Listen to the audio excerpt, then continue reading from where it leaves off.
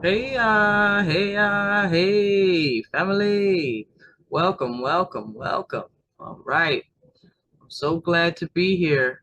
I'm hashtagging this year 2025 alive.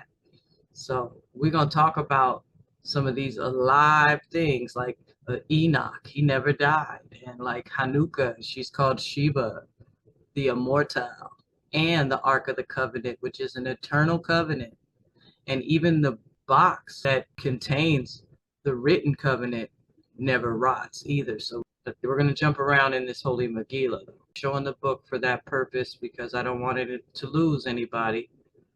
This is exclusive information to the Megillah only, but we have heard it in many places, but not in this manner. And listen with that inner ear for pieces to the puzzle that make it more clear. All right, let's get started. The Book of Hanukah, Chapter 1, Hanukah, daughter of Micah and Marah. Beloved, the first woman to lead the nation of Yesar'el was Hanukah, the adopted daughter of Enoch. Yea, for the succession to the office of Yair was as follows. The first Yair was Abdiel. His son Enoch succeeded him, and Enoch's adopted daughter Hanukah succeeded Enoch. So she was the third leader of the nation of Yesar'el on this world. So she's pretty important. And the story of how she became Yaira now follows. Okay, so it was at age 294. Having never been married, old Enoch became a father, for he adopted a baby girl. She was the newborn daughter of Micah and Marah, who were slain by soldiers of the false Yahweh. Micah was a great Nasarean prophet, being the son of Judah and Rapha. And Marah was a great Nasarean prophetess, being the daughter of Gilgala and Ebed. So it goes on to tell us how Micah and Marah were killed. Right before they were killed, they said, "We must save our baby." So the baby daughter, this is Hanukah, had been born just the day before and was not yet named. Micah saw there was no hiding place for his wife, but he saw a small hiding place for their baby, the box of the scroll. The box of the scroll that Micah saw is called the Ark of the Written Covenant. And then it tells us how it came to his hut. It says, years earlier, just before Abedel and Isha were slain by Cain, they appointed scribes to write down the Nasarean teachings and make copies. Abdiel said, "Lo, whoever serves as Yair shall be empowered to add to this scroll. For in the years to come there will be prophecies, teachings, and deeds worthy of inclusion in the Nasarean Bible of the Essene Way. But now, in my lifetime, I have written down the book of creation and the bar here, Shebathayim. Our chief scribe is Gilgala, and she will train others. Behold, the bar here, Shebathayim, is the new covenant between first family, YHWH, and this world given after the fall. So the bar here, Shebathayim, is a sevenfold illumination, okay, that was written down by Abdiel. And it says that written covenant is a finger that points to the eternal covenant between first family and all beings. That eternal covenant is the center branch of the tree of life that flows into the trunk and then to all the branches and roots, yea, even into the crown of every living being.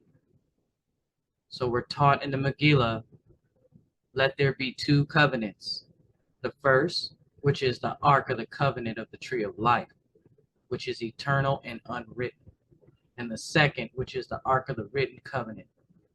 Purpose of the written covenant is to point the way to the unwritten, which is within. So it is the bar here, Shebathayim, the sevenfold illumination that unlocks the mystery of the first. And as the first covenant is housed in the wooden box of the tree of life, so shall the second be housed in a wooden box from the same tree. For the first and the second covenants are one, though the first is veiled.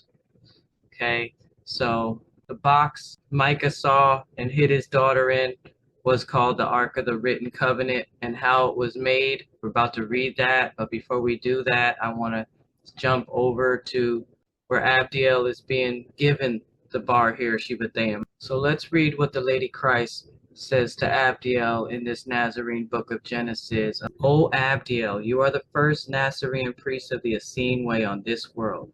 Receive now the bar here, Shibati, which is the sevenfold illumination, for it is the sevenfold illumination that is the subject of study. Yea, through the bar here, Shabbathium, you shall open students to receive the Holy Spirit, for the Holy Spirit is the point of union within Jaja, the place of oneness. That is, I am. And though the I am within each soul is always connected to the I am of Jaja by the Nahara Nihara, which is the river of light, many have placed dams at the port of entry. The port of entry is Kether the crown. These self-built dams cannot stop the river, but slow it by denying it. And these dams must be opened. For until these dams are opened, the movement of the Holy Spirit is slowed. And when the movement of the Holy Spirit is slowed, pain and anguish, disease and despair, and 1,000 other evils spring forth, turning heavens into hell, bringing death and darkness where once was life and light. For the movement of the Holy Spirit is the distribution of a Ruach HaYi, the living light, from the point of union within Jaja to the point of union within all.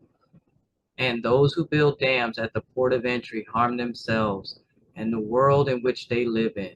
O Abdiel, be thou a dam breaker, and let the sevenfold illumination be your hammer. Truly, the bar here, Shivatham, is the hammer of great power. For from the embrace of love and wisdom comes forth power.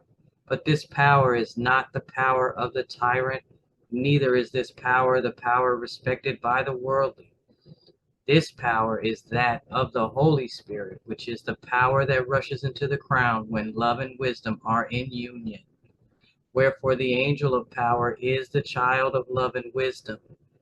And he who wields the hammer of great power is he who lives and teaches. The bar here, Shabbati. So there's a little bit about the written covenant that points to the unwritten covenant, which is this Nahara Nihara, the river of life. That is why the teachings of the Essene tree of life are so important, and also why they have been oppressed. Because if you are even just the slightest bit aware of this tree of life, the teachings of the chakras, you will be able to realign yourself very easily. I wanted to read that today because that's what's in the tree, of the trunk of the tree. It tells you that there's a spot. We're going to get to that, but right now we're just going to go and read what was revealed to Hanukah. She's called the Queen of the Ark and the Chosen One. And I think there's only one. But listen what was revealed to her, because she was hidden inside of that box. Yea, holy Hanukah, you have been chosen, wherefore certain mysteries will now be revealed. Lo, receive now the mysteries of the Ark of the written covenant. First, let us consider the Ark, which is the box that houses the Megillah. Clearly, this is no ordinary box. Indeed, it is a magical box. For behold, other wood would eventually rot. But this wood rots not, neither does it age. Listen, for this box is made from wood from the tree of life, and that wood was freely given. For when Abdiel sat in meditation beneath the tree, it spoke to him, saying, Abdiel, the scriptures you have written shall be called the Megillah, the Nasarean Bible of the Essene way. Though your scribe shall make copies, let the original copy written by your hand be housed in a box made of wood from my center branch. Then lo, the tip of the center branch fell from the holy tree, landing beside Abdiel, and before his very eyes the wood transformed itself into a box, without any work by man. And the box was covered by Nasarean symbols carved by the tree itself. And then the tree healed itself, yea, the center branch grew a new tip. And then the tree shed leaves, saying, These leaves are for the healing of all beings. Then behold, the leaves became pulp and formed themselves into a scroll upon which Abdiel transcribed the Megillah. And then he placed the Holy Megillah in the Ark of the written covenant.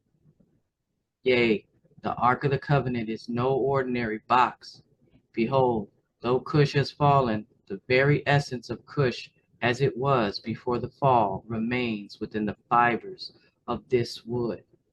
And in the last days, when all seems lost, this box, buried in the bosom of fallen Cush, will send forth roots, and behold, the tree of life will return to this world at the last coming of the Lord and the Lady.